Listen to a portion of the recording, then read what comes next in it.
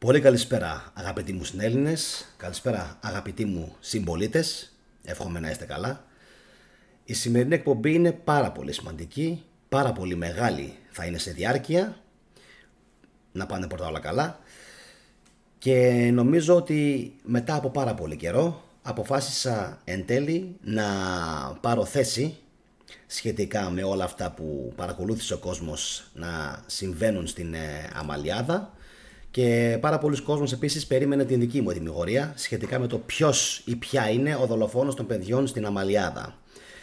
Λοιπόν, ξεκάθαρα πράγματα. Όπως και στην περίπτωση της Πισπυρίγκου, θα είμαι όσο πιο διακριτικός γίνεται, όσο πιο πολύ διακριτικός μπορώ να είμαι. Στα δικά μου τα μάτια είναι τι κάνει νιάου νιάου στα κεραμίδια. Εντάξει. Όπως και στην περίπτωση λοιπόν της Πισπυρίγκου.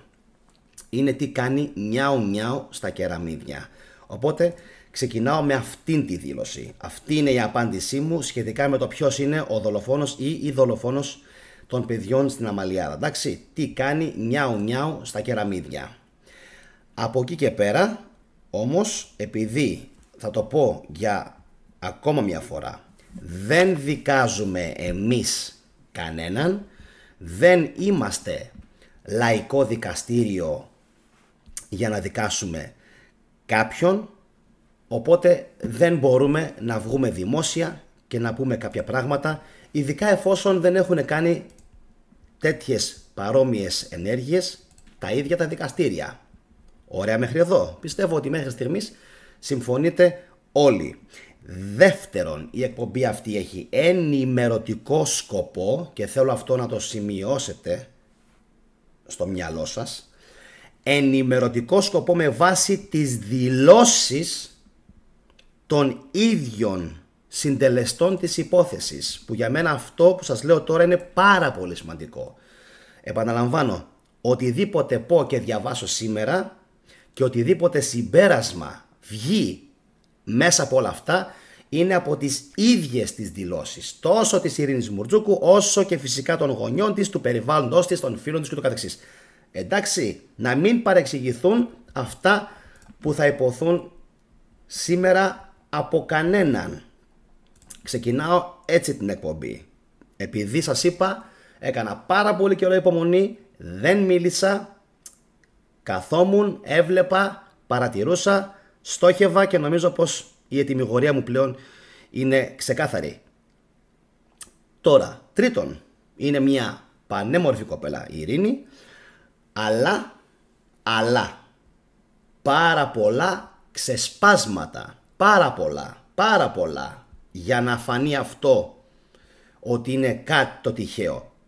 Συμφωνούμε μέχρι στιγμής. Πάρα πολλά ξεσπάσματα και on camera και off camera και στην τηλεφωνική συνομιλία που έχει καταγραφεί και παντού.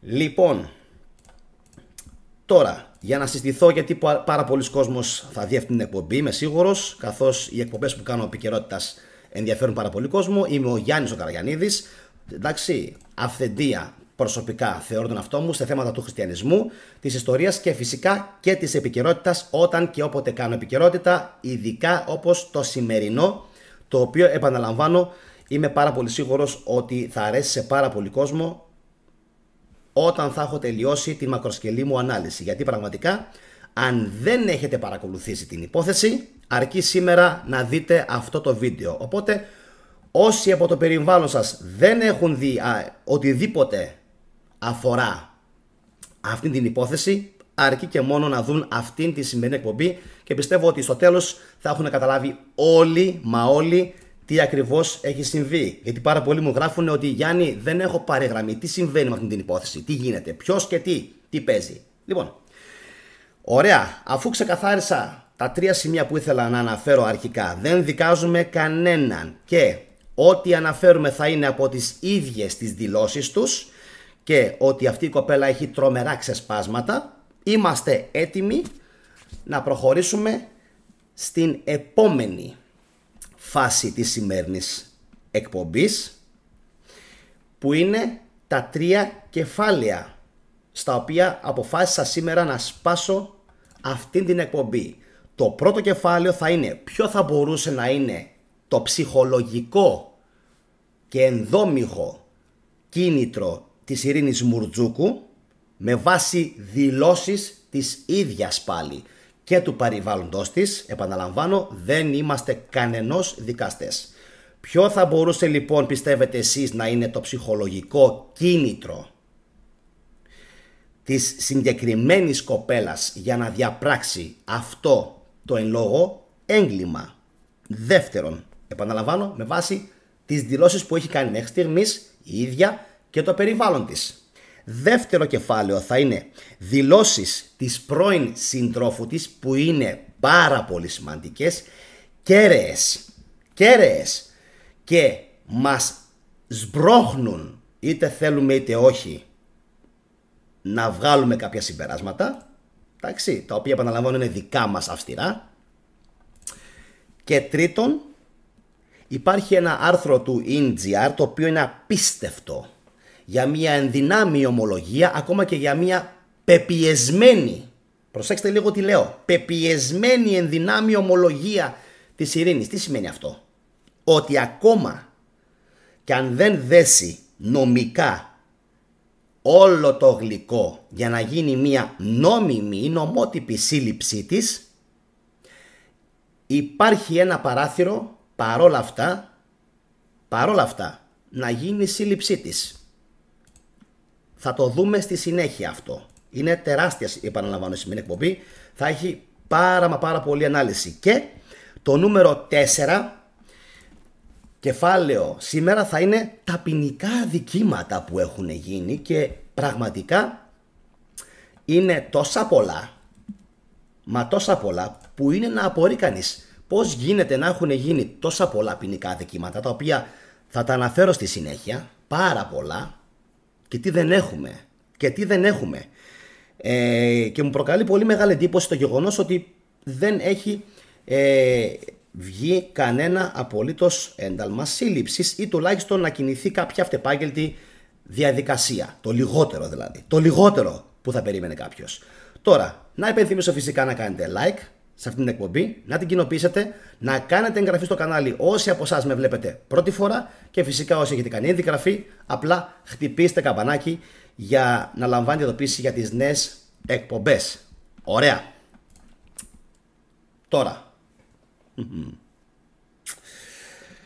Wow. Έχω κάνει σήμερα μια καταγραφή τεράστια των όσων περιέχει αυτή η υπόθεση. Πριν μπω δηλαδή πιο αναλυτικά στα κεφάλαια, θα σας πω τι περιέχει αυτή η υπόθεση και τι δεν περιέχει. Λοιπόν, πάμε. Η υπόθεση περιέχει διαδικτυακές απάτες, εμπλοκή προσώπου, εμφαινόμενου προσώπου, χαρτομαντίες, νεκρομαντίες, αναφορές διαμέσου τηλεφώνου σε ψόφια μωρά. Ακούστε, ψόφια μωρά, σαν να πρόκειται για κούκλες και σαν να πρόκειται για περιτώματα. Ψόφια μωρά. Δεν υπάρχει. Και επίσης τηλεφωνικές συνομιλίες του τύπου άστος να ψάχνουν, δεν θα βρούνε τίποτα. Το άτομο δηλαδή που έχει κάνει την εγκληματική ενέργεια είναι 100% σίγουρο ότι δεν υπάρχει περίπτωση να μπορέσει ποτέ κάποιος νομικά να δέσει αυτήν την υπόθεση. Παράξενο. Ποιος μιλάει έτσι? Αυτός που έχει την απόλυτη σιγουριά ότι έχει πράξει τόσο ύποπτα και τόσο ύπουλα που δεν θα μπορέσει κανείς ποτέ να βρει και να εντοπίσει τίποτα. Καλησπέρα σε όλους τους φίλους που έχουν συνδεθεί στο live chat. Εύχομαι να είστε όλοι καλά. Λοιπόν, τέταρτο στοιχείο. Dark web. Σκοτεινό διαδίκτυο. Εντάξει, όπου κάποιοι πληρώνουν, με κεφαλαία, πληρώνουν για να βλέπουν διάφορα. Δεν μπορώ να τα αναφέρω τώρα. Θα με κόψει ο αλγόριθμος. Κάποιοι λοιπόν πληρώνουν, οι οποίοι είναι σαδιστές, λοιπόν, και τους αρέσει να βλέπουν διάφορα πράγματα μέσω του σκοτεινού διαδικτύου. Παίζει και αυτό. Ακούστηκε και αυτό. Πληρώνουν αδρά αυτοί οι άνθρωποι. Επίσης κάποιοι, οι δήμονες, κάνουν λόγο, δεν θα χαρακτηρίσω συγκεκριμένα ποιο άτομο, είμαι τόσο έξυπνος, δεν χρειάζεται, για διπολική διαταραχή, για υπερβολική τεστοστερόνη σε κάποιο άτομο. Επαναλαμβάνω, διπολική διαταραχή, υπερβολική τεστοστερόνη, δεν ξέρω αν είναι σχιζοφρένεια, δεν νομίζω να είναι σχιζοφρένεια, νομίζω πως πρόκειται πιο πολύ για περίπτωση διπολικής διαταραχής και φαντάζομαι ότι όλοι λίγο πολύ ξέρετε για ποιο άτομο μιλάω, πολύ ωραία. Λοιπόν, καθώς αυτά τα άτομα πάσχουν από εκρήξεις ντοπαμίνης, ακριβώς όπως λέγεται αυτό το κανάλι. Εγώ όμως λέγομαι θετική ντοπαμίνη για κάποιον λόγο, γιατί έμαθα να ρεγουλάρω την δικιά μου ντοπαμίνη. Άλλοι άνθρωποι που δεν ξέρουν πόσο επικίνδυνη μπορεί να γίνει έχουν ειρωνευτεί πολλές φορές το όνομα που έχει το κανάλι μου. Το όνομα λοιπόν που έχει το κανάλι μου είναι τόσο φιλοσοφημένο όσο και αυτός που σας μιλάει αυτήν τη στιγμή. Και συνεχίζουμε, έχουμε να πούμε και άλλα πολλά. Αντιφάσεις on camera, άλλο και αυτό. Αντιφάσεις on camera, που σημαίνει ότι βγαίνω, λέω κάποια πράγματα και στη συνέχεια τα ανακαλώ. Εδώ μιλάμε ή για παθολογικό ψεύτη ή για διπολική διαταραχή. Συνεχίζουμε. Αναφορά ότι πήγε να πνίξει και σύντροφο και αδερφάκι. Έχουμε και αυτό. Όλα, επαναλαμβάνω, θα τα αναλύσουμε σε λιγάκι. Ναρκισσιστική διαταραχή προσωπικότητας, αναφέρει ένας φίλος του καναλιού, πολύ σωστά, και φυσικά καρφιτσώνω το σχόλιο. Πάμε παρακάτω. Τώρα θα πεθάνεις. Και μάλιστα όχι με τόνο και ύφο που θα σε κάνει να νομίζεις ότι μιλάει ο Walt Disney ή ο Mickey. Τώρα θα πεθάνεις. Εντάξει, σε τηλεφώνημα που γίνεται και το οποίο έπαιξε στο ethnos.gr και το άκουσα σήμερα το απόγευμα. Τώρα θα πεθάνεις, λέει σε σύντροφο. Δεν τα λέω εγώ, τα λέει η ίδια. Την χτυπάει την ώρα της κλήσης και την κλειδώνει. Θα σας πω σε λιγάκι όλα αυτά τα αδικήματα, ποια ποινικά αδικήματα είναι. Και συνεχίζω, έχουμε κι άλλα. Θα σου ανοίξω το κεφάλι. Θα σου ανοίξω το κεφάλι. Πέραν το ότι συνιστά αυτό απειλή, το μόνο εύκολο, άρθρο 333 του ΠΚ, πέραν το ότι συνιστά απειλή, αυτό το αφήνουμε στην άκρη, έτσι. Είναι μια άμεση απειλή, όχι απλά απειλή θα δεις εσύ. Θα σου ανοίξω το κεφάλι. 10. Έχουμε να κάνουμε με πολλά ψυχικά διαταραγμένα άτομα σε αυτήν την υπόθεση. Και λέω σε αυτήν την υπόθεση προκειμένου να το γενικεύσω και να μην το κάνω ειδικό για ένα άτομο. Πολλά άτομα είναι ψυχικά διαταραγμένα και αυτό φαίνεται από το τεράστιο δίκτυο ή αν θέλετε δίχτυ που υπάρχει σε αυτή την υπόθεση και πάρα πολλοί κόσμος φυσικά έχει αφήσει σχόλια του τύπου τι γίνεται εκεί κάτω. Τι γίνεται εκεί κάτω. Πολλοί γράφουν για Σόδομα και Γόμορα και όχι μόνο. Εντάξει, δεν μπορούν να ελέγξουν εν ολίγης τον εαυτό τους, την ντοπαμίνη τους, τις ορέξεις τους και ούτω καθεξής. Θέματα που φυσικά δεν μας αφορούν. Ωραία. Και συνεχίζουμε. Έχει κι άλλα. Modus operandi. Όπα, εδώ είμαστε. Σημαίνει τρόπος δράσης. Στα λατινικά. Modus operandi. Μιας και αυτές τις μέρες το κανάλι ασχολήθηκε πάρα πολύ με τα λατινικά. Οι φίλοι του καναλιού ξέρουν τι εννοώ. Yes, sus. Λοιπόν, yes, sus. Ωραία. Και Porcius Festus. Λοιπόν, τέλεια. Ξέρετε εσείς.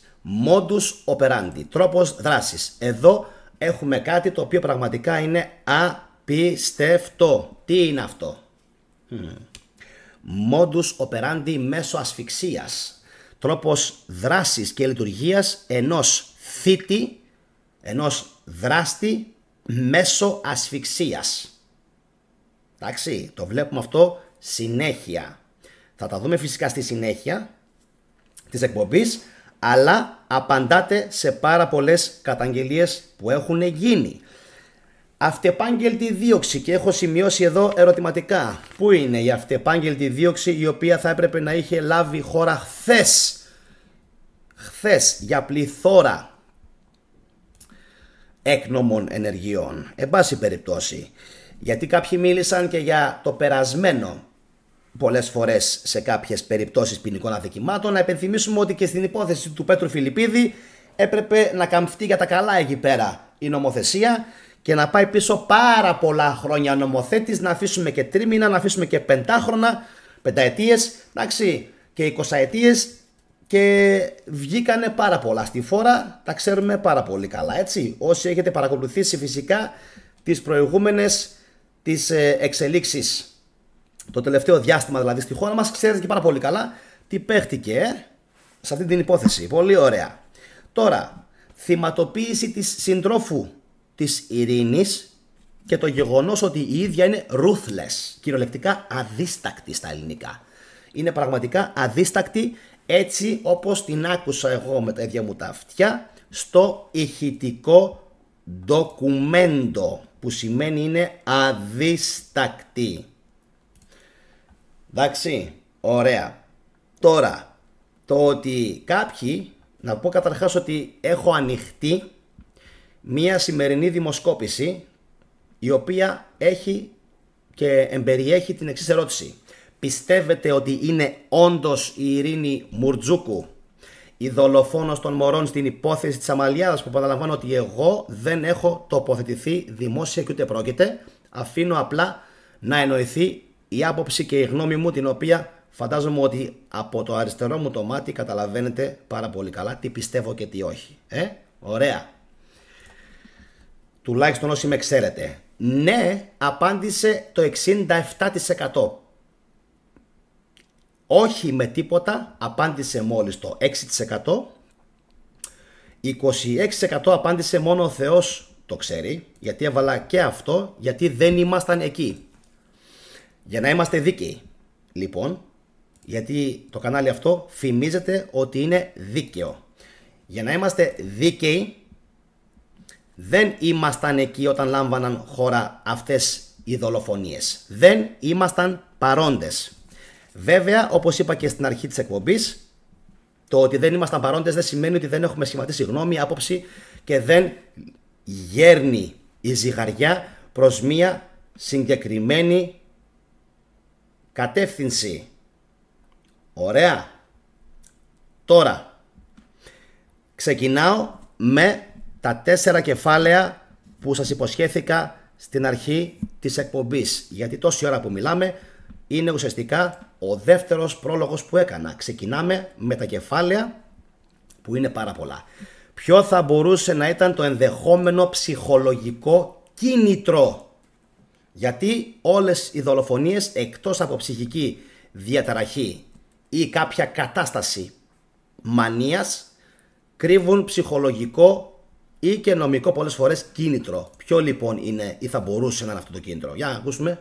Δεν ήθελα, αλλά ο τελευταίος άνθρωπος που έφυγε ήταν η αδελφή μου. Δεν ήθελα κανένας να αντικαταστήσει αυτό το παιδί. Δεν ήθελα να αντικαταστήσει αυτό το τελευταίο παιδί που έφυγε. Δεν τα λέω εγώ. Η Ειρήνη ήταν μόλις 14 όταν η αδελφή της Ζωήτσα πέθανε μπροστά στα μάτια της. Βαρύ τραύμα. Θεραπεία έγινε ποτέ? Επαναλαμβάνω. Βαρύ τραύμα. Θεραπεία έγινε ποτέ? Και ας είναι καμιά φορά κουραστικό αυτό που κάνω, τα πολύ σημαντικά στοιχεία σε μια υπόθεση πρέπει να τονίζονται. Έγινε θεραπεία? Αν δεν έγινε, είναι αυτό που λέω πάντα. Έχουμε πρόβλημα. Αν δεν έγινε ουσιαστική και βαθιά θεραπεία για αυτό της το πρόβλημα, που της ταρακούνησε. Ήταν η πρώτη τραυματική απώλεια και ένας θάνατος που τη στιγμάτισε και τη στοιχειώνει ακόμα. Παρακάτω, η αδελφή της έφυγε μυστηριωδώς, όπως και όλα τα υπόλοιπα μωρά. Η Ειρήνη και σε αυτόν τον θάνατο θυμάται έναν περίεργο ήχο που έβγαλε το μωρό πριν καταλήξει. Τι είναι αυτός ο περίεργος ο ήχος? Πάμε παρακάτω. Διαβάζω από τον ελεύθεροτύπο.gr. Ναι, στη γογούλα, αλλά όταν εγώ έλεγα σοβαρά ότι φοβόμουν τότε να μην της κάνεις κάτι, ο μπαμπάς της, ο Μουρτζούκος, έλεγε όχι μωρέ παιδί είναι, παίζει, δεν της κάνει κάτι. Το έκανε στιγμές που ήμασταν γυρισμένοι πλάτη και δεν είχαμε το παιδί σε οπτική επαφή. Ή ότι της έκλεινε το στόμα, το χέρι και καλά ότι παίζει, της έλεγα ότι μπορεί να της κοπεί ανάσα και να πεθάνει. Είπε, creepy. ανατριχιαστικό αυτό. Ένα παιδί το οποίο έχει κάποιες παράξενες τάσεις. Έπαιζε, θα πω εγώ. Έπαιζε. Εντάξει, εσείς τι λέτε? Έπαιζε. Ωραία. Συνεχίζουμε. Ανατριχιαστικό πως η μητέρα της από το 14 όταν και πέθανε ευνηδίως η μικρότερη κόρη της η Ζωήτσα είχε υποπτευθεί την ειρήνη. Τότε όμως οι υπόλοιποι συγγενείς την καθησύχασαν πως δεν μπορεί να βλάψει ένα αδελφάκι το άλλο. Τι λένε οι ίδιοι, δεν τα λέω εγώ, μου το είχαν πει και άλλοι συγγενείς μου τότε, μόνο που ο μπαμπάς δεν το παραδέχεται. Το είχαμε πει και τότε και την είχαμε μαλώσει κιόλας. Γι' αυτό ότι μήπως όντως έχεις πειράξει το παιδί, αλλά είναι πράγματα που δεν θέλει η Ειρήνη να τα δεχτεί. Και παρακάτω. Το παιδί της Κατερίνας ήταν πριν από τα δικά της. Ήταν πρώτα το δικό μου, μετά της Κατερίνας και μετά τα δικά της. Και τότε έβαλα υπόνοιες. Για ποιο λόγο το έχει κάνει? Το ένα είναι η υπερβολική ζήλια, είπε η μητέρα της Ειρήνης. Οπότε εδώ πέρα, αν μιλάνε για υπερβολική ζήλια, τσουπ, αρχίζει και έρχεται ένα ψυχολογικό μοτίβο, παύλα κίνητρο, το οποίο ενδεχομένως αρχίζει για άλλη μια φορά αυτό που λέμε πάντα, να σχηματίζει το μοσαϊκό. Εντάξει, γιατί όλα από κάπου ξεκινάνε και όλα από κάπου τελειώνουν. Και φυσικά είναι η δουλειά ενός ερευνητή να εντοπίσει αυτά ακριβώς τα πάρα πολύ παράξενα στοιχεία. Είχαν εντάσεις απίστευτες γιατί η Ειρήνη ζήλευε την Πόπη πάρα πολύ άσχημα. Τσακωνόντουσαν, είπε. Ενώ ο ιατροδικαστής Γρηγόρης Λέων συνέκρινε τα ευρήματα στα νεκρά μωρά, όπως μελανά χείλη, δυσκολία στην αναπνοή και οι περίεργοι ήχοι που έβγαζαν πριν καταλήξουν. Και θα διαβάσω τι λέει και μετά θα σας πω και εγώ τι πιστεύω γι' αυτό. Αυτός ο ρόγχος, εντάξει, ο ρόγχος είναι αυτό. Μπορεί να είναι και μετά τα 90 δευτερόλεπτα. Μπορεί να εμφανιστεί και μετά την κατάληξη του βρέφους. Σε κάθε περίπτωση όμως ο θάνατος επέρχεται σε 90 δευτερόλεπτα, εξήγησε ο ιατροδικαστής Δημήτρης Γαλεντέρης. Διαβάζω συνεχώς από τον Ελεύθερο Τύπο. Τώρα, να πούμε κάτι το οποίο είναι άκρος εντυπωσιακό για όλες αυτές τις περιπτώσεις και είναι κάτι το οποίο, εντάξει, έλεος, δεν χρειάζεται να έχεις και πάρα πολύ μυαλό για να σκεφτείς ότι αν κάποιος θέλει, εγώ δεν λέω Ειρήνη, οποιοσδήποτε, αν κάποιος θέλει να βλάψει ένα βρεφάκι, μικρό βρέφος, είναι πανεύκολο να μην αφήσει ίχνη. Πανεύκολο. Να σας πω μονάχα το πιο απλό, ότι επειδή το βρεφάκι, το κεφάλι του, έτσι, με τα πολύ μαλακά οστά που ακόμα έχει και τα χείλη του και τα μάγουλά του, είναι πανεύκολο να πάρεις ένα μαξιλάρι ουσιαστικά ή μια πετσέτα, εντάξει, ακόμα και ένα βαμβάκι, να ακούτε, βαμβάκι, και να το τοποθετήσεις απαλά πάνω από το στόμα του και να το κλείσεις, ώστε να του κλείσεις ουσιαστικά, εντάξει, μύτη και στόμα, είναι πανεύκολο να το βλάψεις χωρίς να αφήσεις ίχνη. Οπότε δεν είναι να μπορεί κανείς που είναι τόσο εύκολο κάποιος να κάνει ζημιά σε ένα μωρό. Σκεφτείτε μόνο ότι ένα μωρό δεν μπορεί να αντισταθεί. Θα σας παρακαλέσω να επιμείνουμε σε αυτό το σημείο και να κάνουμε κοινοποίηση μόνο για αυτό το σημείο. Το μωρό δεν μπορεί να αντισταθεί. Που σημαίνει τι? Δεν μπορεί να γρατζουνίσει, δεν μπορεί να αφήσει μελανιές, δεν μπορεί να ματώσει τον άλλον, δεν μπορεί να τραβήξει τρίχες, δεν μπορεί να τραβήξει μαλλιά. Την ώρα που γίνεται αυτό, συνήθως το μωρό, ειδικά όταν κοιμάται, ειδικά αν κοιμάται βαριά, είναι εξαιρετικά δύσκολο να αφαιθούν ίχνη δράσης. Μπορεί και να μείνουν. Αλλά βλέπετε ότι συνήθως σε αυτές τις περιπτώσεις που έχουμε να κάνουμε είτε με ψυχασθένειες, ακούστε λίγο τι λέω, είτε με ψυχασθένειες, είτε με ανθρώπους οι οποίοι είναι κατά συρροήν δολοφόνοι βρεφών, γιατί υπάρχει και αυτό πλέον στην κοινωνία μας, είτε εφαρμόζουν άλλες μαγικές ή τεχνικές ή κάποιες τελετές που είναι πέραν της σημερινής εκπομπής. Σε κάθε περίπτωση όμως μπορούν να κάνουν ζημιά χωρίς να αφαιθούν ίχνη στο μωρό. Έτσι είναι. Και μάλιστα το κυριότερο και το χειρότερο από όλα ποιο είναι? Ότι αν δεν γίνει εκείνη τη δεδομένη στιγμή επιτόπια ιατροδικαστική έκθεση, ωραία, παύλα εξέταση επιτόπια, κινδυνεύει ο χώρος με αλλίωση. Το ίδιο φυσικά το βρέφος κινδυνεύει επίσης σαν εγκληματικός χώρος, γιατί ουσιαστικά μιλάμε μόνο σαν χώρο το βρέφος. Όλο το υπόλοιπο, αν δεν υπάρχουν κάμερες, πάρα πολύ δύσκολο να γίνει οποιαδήποτε καταγραφή. Δεν υπάρχουν κοιλίδες αίματος, δεν υπάρχουν μαχαίρια, δεν υπάρχουν όπλα, δεν υπάρχουν μέσα που έχουν χρησιμοποιηθεί. Και φαντάζομαι ότι μιλάω πάρα πολύ λογικά και ότι όλοι σας σκέφτεστε πάνω κάτω τα ίδια πράγματα με μένα, έτσι. Απλά εγώ εκφράζω την κοινή γνώμη, τι σκέφτεται ο καθένας. Οπότε είναι πάρα πολύ δύσκολο να μείνει κάτι. Πάρα πολύ δύσκολο όταν έχουμε να κάνουμε με βρεφοκτονία. Γι' αυτό και όσοι είναι ψυχικά διαταραγμένοι το έχουν ρίξει τα τελευταία χρόνια, you get it, στην βρεφοκτονία, που σημαίνει ότι πρέπει, θα το πω και αυτό να το κοινοποιήσετε, πρέπει όλοι οι γονείς, όλοι οι φορείς από εδώ και στο εξής να πάρουν δρακόντια δραστικά μέτρα όταν και όποτε το παιδί τους συνέρχεται με αγνώστους τρίτους, είτε εντός του σπιτιού είτε εκτός.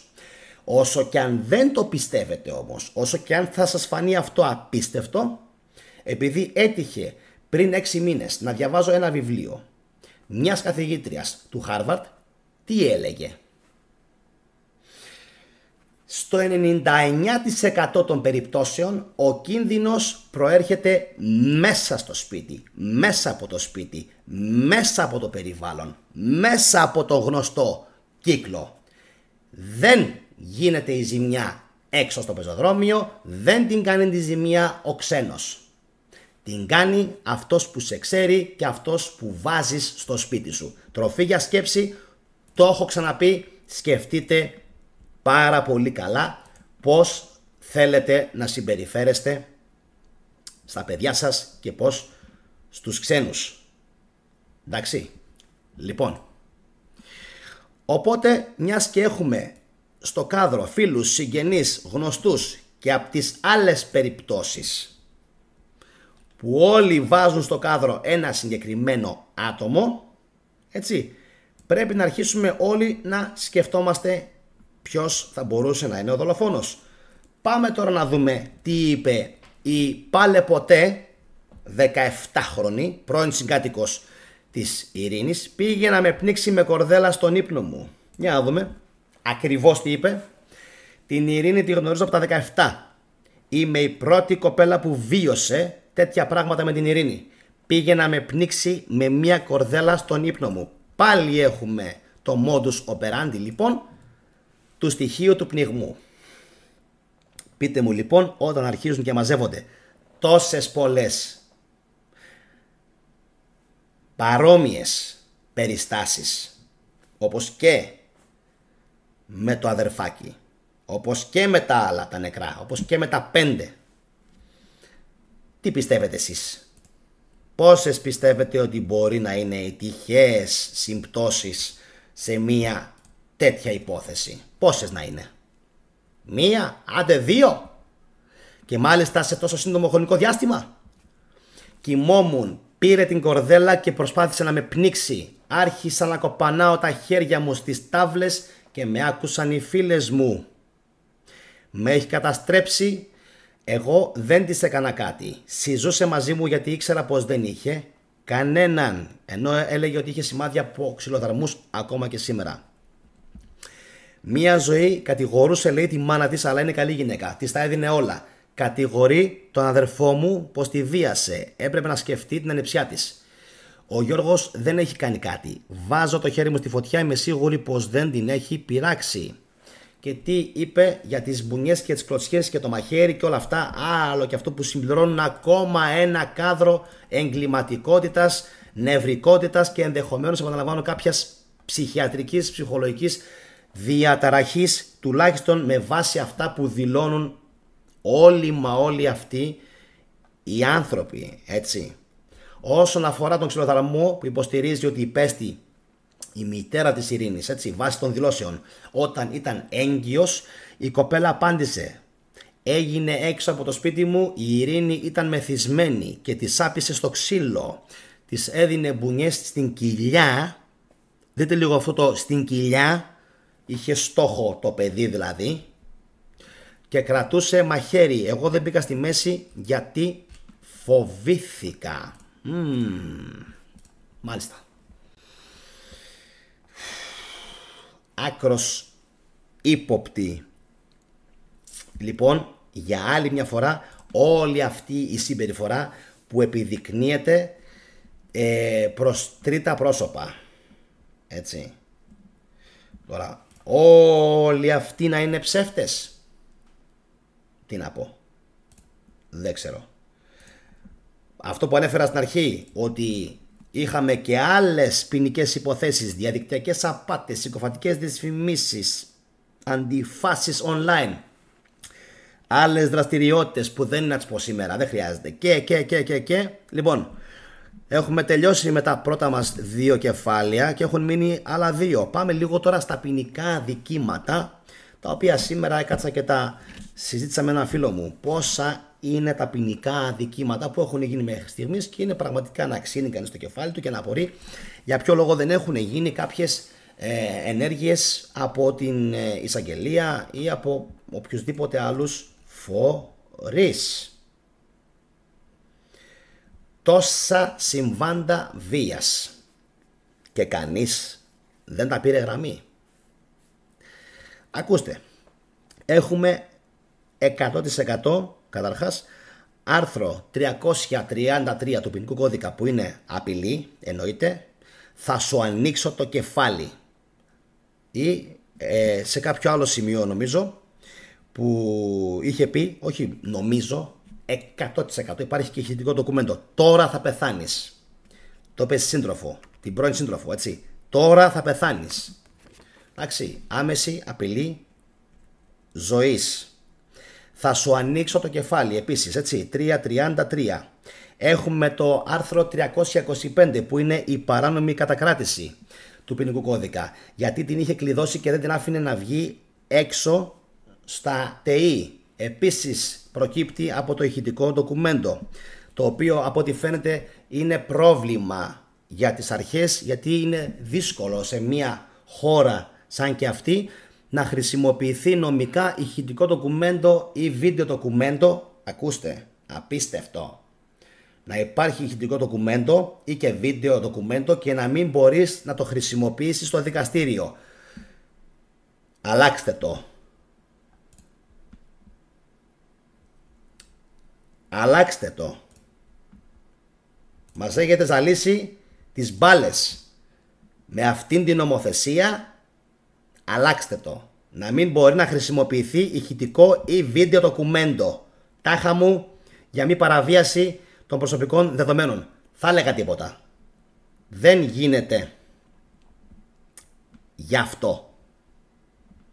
Εντάξει, δεν τα επιτρέπουν να χρησιμοποιηθούν. Και το ξέρω πολύ καλά ότι δεν τα επιτρέπουν. Πάμε παρακάτω. Έχουμε επικίνδυνες, πολύ πιθανόν έχουμε σωματικές βλάβες 308, ή και αν πήγε να γίνει πιο μεγάλη ζημιά 309. Έχουμε εξύβριση 361. Εντάξει, αυτό είναι φυσικά κατέγκληση διεκόμενο έγκλημα, όπως και οι απλές σωματικές βλάβες. Αν όμως έχουμε επικίνδυνες ή απόπειρα βαριάς σωματικής βλάβης, τα πράγματα αλλάζουν. Επίσης έχουμε ενδοοικογενειακή βία, καθώς στοιχειοθετείται το έγκλημα μέσω της απειλής. Όταν υπάρχει μεταξύ δύο συντρόφων, ειδικά τώρα που μιλάμε για ανήλικη, εντάξει, έχουμε στοιχειοθέτηση ενδοοικογενειακής βίας μέσω της εξεφραζόμενης απειλής που εξαπέλυσε «θα σου ανοίξω το κεφάλι και σήμερα θα πεθάνεις», που της είχε πει. Όλα αυτά εμπίπτουν στον ποινικό κώδικα. Και επίσης έχουμε κάτι ακόμα, ήταν ανήλικη, έχουμε και αποπλάνηση. Μπορεί αυτό να ξεκίνησε στα 17, μπορεί και λίγο πιο πριν, ποιος ξέρει. Πάντως σε κάθε περίπτωση όλα αυτά που σας ανέφερα τώρα είναι μέσα, θα έπρεπε βασικά να υπάρχουν μέσα σε μια τεράστια ποινική δικογραφία, η οποία πραγματικά θα έπρεπε να είχε πάρα πολλές σελίδες.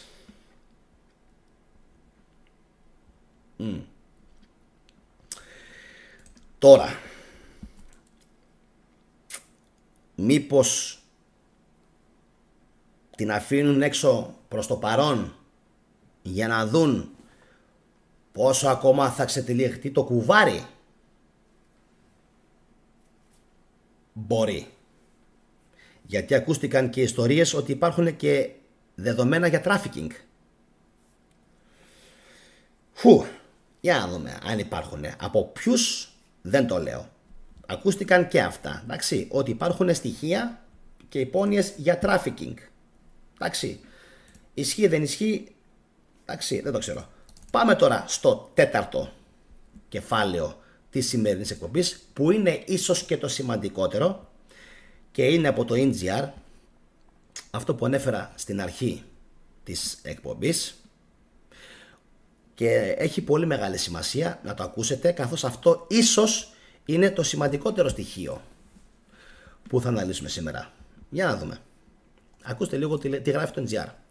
Ιδιόμορφο σενάριο που βασίζεται σε συμβάντα που έχουν γίνει σε Αγγλία, Αμερική και άλλες χώρες, εντάξει, όπως στις περιπτώσεις εταιρείας δολοφόνων του 87 στη χώρα μας, εντάξει, πιθανό να ερευνήσει η Ελλάς για ενδεχόμενη δολοφονία των 5 παιδιών την περίοδο 14-24 στο θρίλερ της Αμαλιάδας.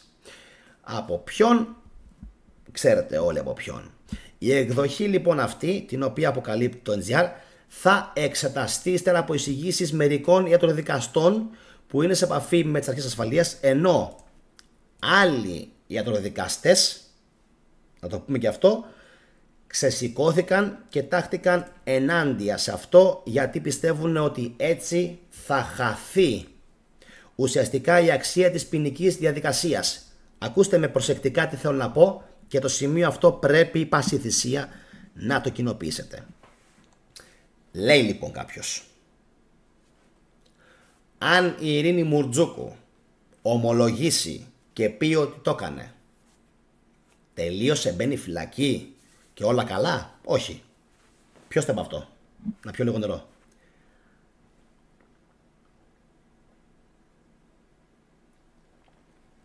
Όχι. Η ομολογία του κατηγορουμένου δεν αρκεί για να στοιχειοθετηθεί το ποινικό αδίκημα και κάποιο έγκλημα. Δεν αρκεί και δεν φτάνει. Για να γίνει αυτό θα πρέπει να δώσει όλες τις απαραίτητες εξηγήσεις και τα πιστήρια, προκειμένου να μπορέσει το δικαστήριο και φυσικά οι έρευνες της Ελλάς να αποδείξουν ότι όντως η ομολογία της είναι αληθινή. Θα σας δώσω ένα παράδειγμα για να καταλάβετε γιατί μπορεί η ομολογία από μόνη της να είναι παγίδα. Υποθέστε λοιπόν ότι έχουμε έναν πάρα πολύ πλούσιο επιχειρηματία, ο οποίος του γυρίζει το κεφάλι και τρώει 3 δικούς του. Τους καθαρίζει εν μία νυχτή. Δεν βάζει άλλον, δεν γίνεται ηθικός αυτούργος, καθαρίζει αυτός. Βάζει όμως ένα άλλο άτομο, από το Καζακστάν, από το Αζερμπαϊτζάν, από τη Γεωργία, να πει θα σου δώσω κάτω από το τραπέζι 400.000 ευρώ αν πάρεις εσύ πάνω σου το έγκλημα αυτό. Δέχεται ο Αζέρος ή ο Ουσμπέκος. Ωραία. Πάει στο δικαστήριο και λέει εγώ το έκανα. Το δικαστήριο δεν μπορεί να αποδεχτεί την ομολογία που θα δώσει ο Καζάκος ή ο Ουσμπέκος που παίρνει πάνω του το έγκλημα του επιχειρηματία. Δεν γίνεται. Δεν μπορεί το δικαστήριο να θεωρήσει ότι απλά επειδή εμφανίστηκε κάποιος και μου είπε ότι εγώ έφαγα τους 3, εντάξει, π.χ. στην Πεύκη, εγώ τους έφαγα τους 3 και όχι ο επιχειρηματίας, βάλτε με εμένα μέσα, εγώ είμαι ο δράστης. Εντάξει, δεν είναι έτσι τα πράγματα. Θα θέλαμε να είναι έτσι, μόνο με την ομολογία. Κι όμως, δεν γίνεται, επαναλαμβάνω, αυτό το πράγμα στην ποινική διαδικασία. Είναι άκυρο. Η ομολογία του δράστη από μόνη της δεν αρκεί για να στοιχειοθετηθεί ότι αυτός έκανε και διέπραξε ποινικώς κολάσιμες πράξεις και ότι αυτός ως κατηγορούμενος είναι και ο ένοχος. Δεν φτάνει, δεν αρκεί. Δεν φτάνει, δεν αρκεί. Θα πρέπει να γίνει, να ακολουθηθεί η αποδεικτική διαδικασία μέσω στοιχείων και πιστηρίων που όντως θα δείξουν ποιος είναι ο δράστης. Γι' αυτό σας λέω ότι σε όλες τις υποθέσεις και σε όλες τις περιπτώσεις θα πρέπει πάντα να βαστάμε μεγάλο καλάθι.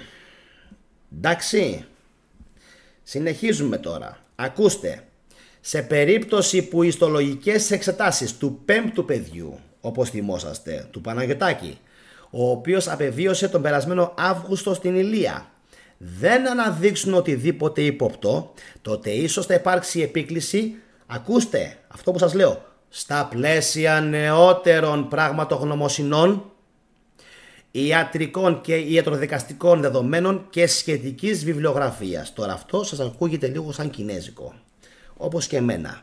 Αλλά επειδή με γατώνει κατάλαβα τι εννοεί ο ποιητής εδώ και ακούστε λίγο τώρα που λίγο αλλάζουμε νερά και πηγαίνει αλλού το πράγμα.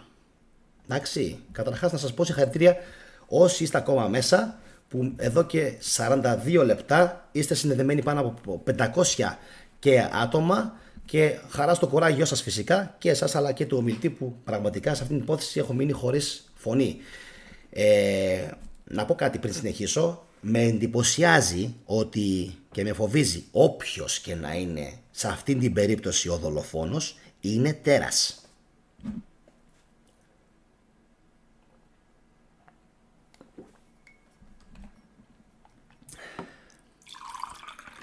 Όποιος και να είναι. Ένας είναι, δύο είναι. Μάλλον όσοι και να είναι. Ή όποιοι και να είναι. Με φοβίζει ποιος μπορεί να βλάψει μικρά μωράκια. Λοιπόν, συνεχίζουμε όμως τώρα και δώστε πάρα πολύ προσοχή. Αφού έχετε μείνει μέχρι τώρα, κάντε λίγη υπομονή και αντέξτε μέχρι και το τέλος. Εντάξει, κοντεύουμε στο τέλος της εκπομπής. Ακούστε αυτά που θα σας πω, γιατί το πράγμα μπερδεύεται πάρα πολύ.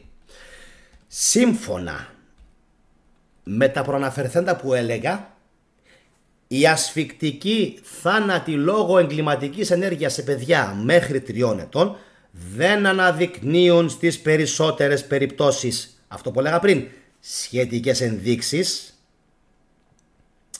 και δεν γίνονται αντιληπτές τα ευρήματα της νεκροψίας. Σε μια τέτοια περίπτωση μπορεί να είναι ελάχιστα και μη ειδικά. Ερχόμαστε λοιπόν σε αυτά που προανέφερα πριν περίπου 10-15 λεπτά, ότι είναι πανεύκολο κάποιος ο οποίος είναι άρρωστος και ψυχικά ασθενής να κάνει ζημιά σε μικρά μωράκια χωρίς να τον καταλάβει κανένας. Γι' αυτό η πολιτεία, ο νομοθέτης, χθες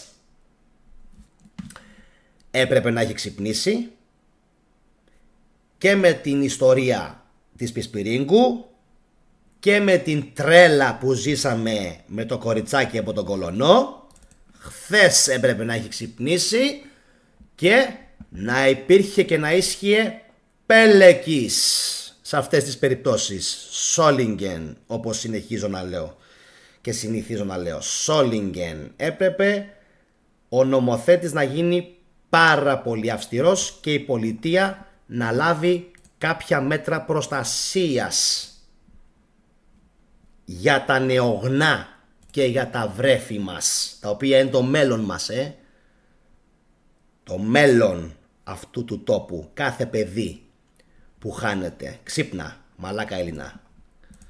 Λοιπόν, κάποτε θα ξυπνήσεις. Πού θα πάει. Λοιπόν, συνεχίζουμε όμως. Θα συνεκτιμηθούν τα δεδομένα περίπου 10-15 ποινικών υποθέσεων από το εξωτερικό και στην χώρα μας, όπου αρχικά οι θάνατοι βρεφών είχαν αποδοθεί σε απλά παθολογικά αίτια χωρίς μεγάλη σαφήνεια και ακολούθως είχαν υπάρξει ομολογίες, με ποιον τρόπο, των μητερών ή άλλων γυναικών ότι τα είχαν σκοτώσει δια ασφυξίας. Αυτό που έλεγα πριν. Ναι μεν οι θάνατοι λοιπόν των 5 παιδιών στην Αμαλιάδα αποδίδονται σε παθολογικά αίτια όπως διάμεση πνευμονίτιδα που εντοπίστηκε σε 3 από τα 5 παιδιά, εντάξει, που είναι μια κοινή πάθηση, αλλά ίσως να μην ήταν αυτή η αιτία που έχασαν τα παιδιά τη ζωή τους. Τσουπ. Να το. Έχουμε πρόβλημα.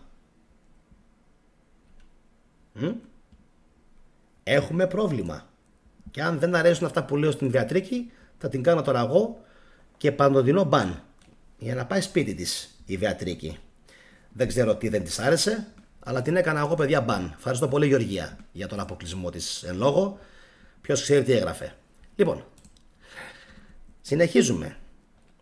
Μάλιστα, πιθανόν να αυτό που έλεγα πριν, πιθανόν να υποστηριχθεί ότι η διάμεση πνευμονίτιδα, εντάξει, επαναλαμβάνω, δεν ήταν η αιτία που έχασαν τα παιδιά τη ζωή τους.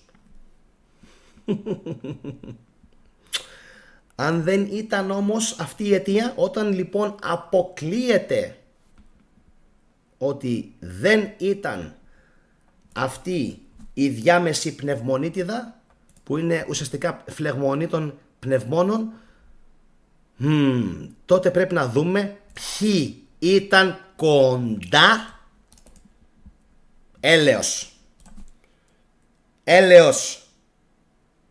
Αν τα παιδιά δεν έφυγαν λοιπόν από διάμεση πνευμονίτιδα ή δεν έφυγαν από κάποια άλλη, και πώς γίνεται τώρα, έλα μην τρελαθούμε τώρα, τόσο μικρά μωρά, όλα τυχαίως, όλα μαζί να πεθαίνουν από διαταραχές πνευμονικές, έλεος. Λοιπόν, όλος τυχαίως και όλος τυχαίως διαβολικές συμπτώσεις να είναι τα ίδια άτομα κοντά και τριγύρω, εντάξει, δεν γίνεται αυτό, δεν γίνεται, εντάξει, δεν γίνεται τόσο διαβολικές συμπτώσεις, κάτι άλλο τρέχει.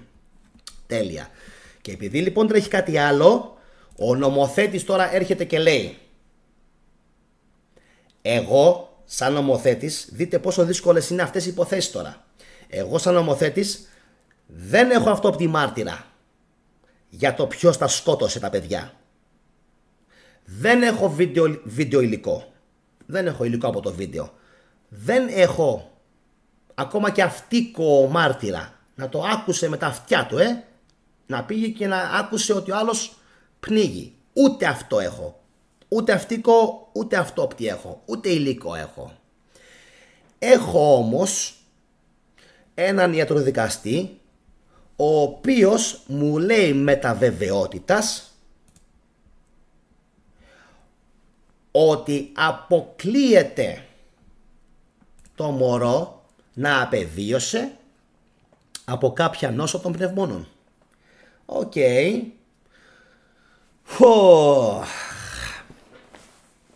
Δηλαδή, τι σημαίνει αυτό? σημαίνει ότι αυτός που ήταν εκεί κοντά όταν το μωρό απεβίωνε, κάτι έκανε ή κάτι δεν έκανε και το μωρό απεβίωσε. Για παράδειγμα, θα μπορούσε να είχε πνιγεί. Αν είχε πνιγεί όμως από εμετό, που ήταν παλιά πάρα πολύ συνήθες και φόβος, έτσι μεγάλωσα εγώ τον μικρό μου τον αδερφό, με τον φόβο μην πνιγεί.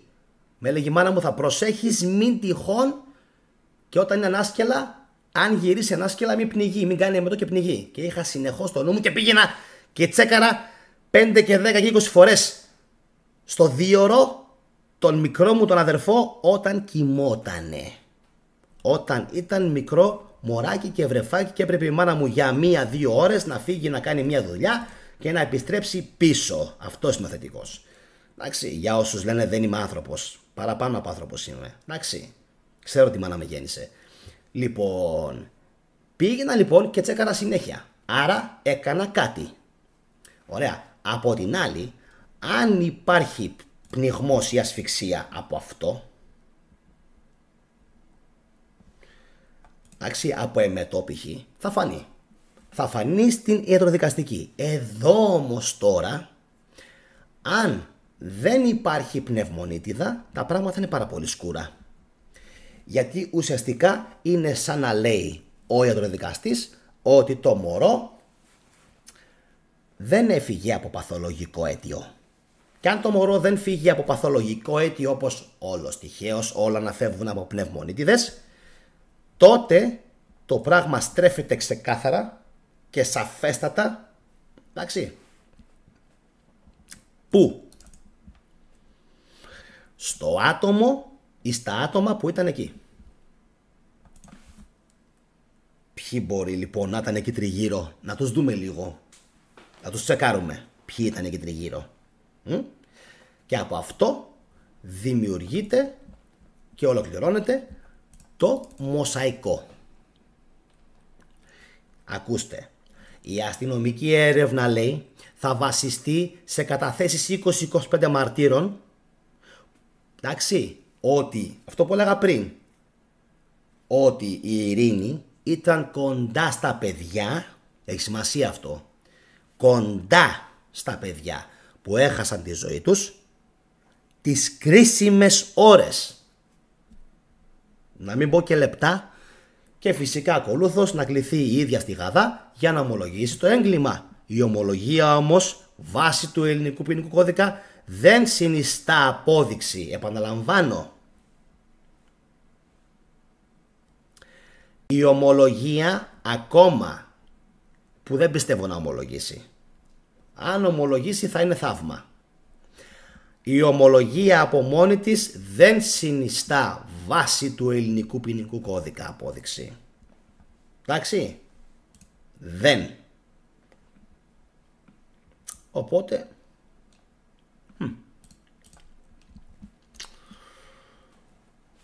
να δούμε τι άλλο θα ακολουθήσει το επόμενο διάστημα. Εντάξει, μιλάμε ουσιαστικά για αόρατους δολοφόνους, το λέει το άρθρο. Για αόρατους δολοφόνους και φοβούνται μην ανοίξουν, λέει, η ασκή του αόλου, του αιώλου, με χιλιάδες άτομα να προβαίνουν προφανώς σε έναρξη νέων εκτιμήσεων ιατροδικαστικών ευρημάτων. Τι, πώς, πού, πότε, γιατί. Και να αρχίσει ένας κύκλος αμφισβήτησης χιλιάδων θανάτων και υποθέσεων για ολόκληρη την Ελλάδα. Και λέω εγώ, γιατί να μην ανοίξει?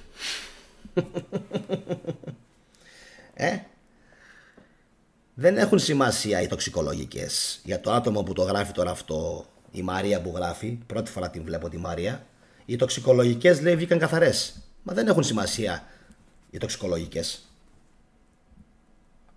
Εδώ δεν μιλάμε για τοξικολογικά ευρήματα. Δεν μας ενδιαφέρουν καν. Γιατί σας λέω από την αρχή της εκπομπής, ένα μικρό βρεφάκι, αν το κάνεις ένα έτσι, τελείωσε. Το καθάρισες. Τελείωσε. Τελείωσε. Δεν χρειάζεται ούτε καν πανάκι με αλκοόλ να χρησιμοποιήσεις. Ούτε καν. Έτσι. Ούτε καν. Δεν χρειάζεται να ανοίξεις, να βάλεις πανάκι με αλκοόλ και να το πνίξεις το παιδί. Εντάξει.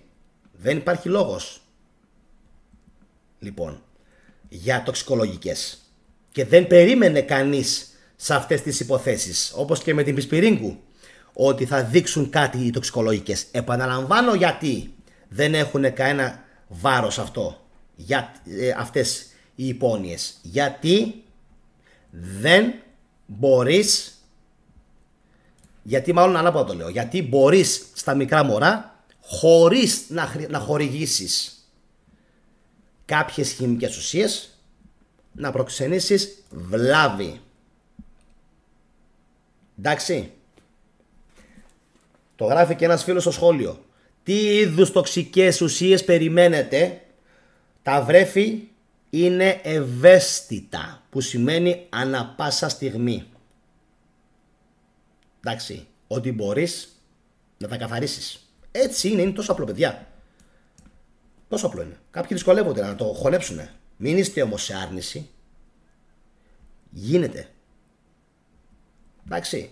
Τώρα, για μία ανιχνεύσιμα φάρμακα, δεν ξέρω. Εντάξει. Ωραία. Μετά από 56 λεπτά φτάσαμε στο τέλος αυτής της τεράστιας εκπομπής. Νομίζω πως όσοι δεν είχατε παρατηρήσει, δεν είχατε δει, δεν είχατε ασχοληθεί με αυτή την υπόθεση, πιστεύω ότι σας έχω καλύψει μέχρι στιγμής. Μέχρι στιγμής για ό,τι έγινε στο έπακρον. Εύχομαι αυτό που ανέφερα και στην αρχή του βίντεο, ότι οι γονείς λίγο θα το πάρουν αλλιώς το πράγμα, και η πολιτεία και ο νομοθέτης, ο οποίος ο νομοθέτης της Ελλάδας είναι σαν να είναι ένας, εγώ γράφω και με το αριστερό, σαν να είναι ένας βαρεμένος εκατοστάρης, ο οποίος γράφει με τα δύο αριστερά και είναι έτσι. Σαν ένας ανάπηρος μαλάκας. Σαν ένας ανάπηρος μαλάκας. Δεν μπορείς διαφορετικά να τον χαρακτηρίσεις. Τον ψ νομοθέτη αυτής της χώρας. Ξύπνα. Είμαστε πάρα πολύ αργοί σαν χώρα. Γιατί? Πάρα πολύ αργοί. Έπρεπε ήδη από αυτά που είχαν γίνει στην Πελοπόννησο, εντάξει, το προηγούμενο καιρό, έπρεπε ήδη να είχε αλλάξει ολόκληρη η ελληνική νομοθεσία. Δεν συνέβη όμως ποτέ αυτό το πράγμα. Εντάξει, δεν συνέβη ποτέ. Έπρεπε όμως, έπρεπε. Έπρεπε η πολιτεία, οι δήμοι, οι κοινότητες να πάρουν λίγο πιο δραστικά μέτρα. Έπρεπε. Το κάναν? Όχι. Σκάρτα να φάνε λοιπόν. Από τη στιγμή που δεν το κάνουμε και από τη στιγμή που κάθε φορά οι Έλληνες λένε δεν πειράζει, του Γιώργη ήταν το παιδί, του Κώστα ήταν το παιδί, του Μανώλη ήταν το παιδί, του Γιάννη ήταν το παιδί, δεν ήταν το δικό μου, δεν πειράζει. Εντάξει, δεν πειράζει. Όσες φορές θα συμβαίνει αυτό το πράγμα, τόσες φορές θα έχουμε και αυτά που έχουμε. Γιατί ο κόσμος δεν ξυπνάει. Νομίζω πως αυτή η εκπομπή είχε να μεταφέρει πάρα πολλά στοιχεία σήμερα στον κόσμο. Αν σας άρεσε, κοινοποιήστε. Ξέρετε εσείς σε ποιους να κάνετε κοινοποίηση. Επίσης, αν σας άρεσε η ανάλυση, κάντε εγγραφή στο κανάλι. Δύσκολα θέματα είναι αυτά. Δεν είναι επεξεγέλασε. Τρομερά δύσκολα. Ελάχιστοι άνθρωποι στην Ελλάδα μπορούν να βγουν να μιλήσουν δημόσια, με ευαισθησία, με τρόπο, με σκέψη για αυτά τα θέματα που είναι τζιζ γενικά. Εγώ πρόσεξα όσο πιο πολύ μπορούσα. Όσο πιο πολύ μπορούσα. Σαν τελευταίο σχόλιο θα ήθελα να κάνω ότι τι κάνει η νιάου στα κεραμίδια. Όσον αφορά για το ερώτημα εντάξει, της σημερινής εκπομπής, να πω ότι έχουν ψηφίσει πριν φύγω 645 άτομα. Αν είναι όντως η Ειρήνη Μουρτζούκου, τη θεωρούνε ως την δολοφόνο των μωρών στην υπόθεση της Αμαλιάδας. 71% ψήφισε ναι, 23% το αφήνει στο Θεό, λέει μόνο ο Θεός το ξέρει, και ένα 6%, 5-6% λέει όχι με τίποτα, δεν τα σκότωσε αυτή η όμορφη, η κοπελίτσα, η Ειρήνη. Αυτά από μένα. Θα τα πούμε τις επόμενες ημέρες. Συνεχίστε να βλέπετε βίντεο στην θετική ντόπα. Να είστε όλοι μα όλοι καλά. Τα σέβη μου και καλό βράδυ. Γεια σας.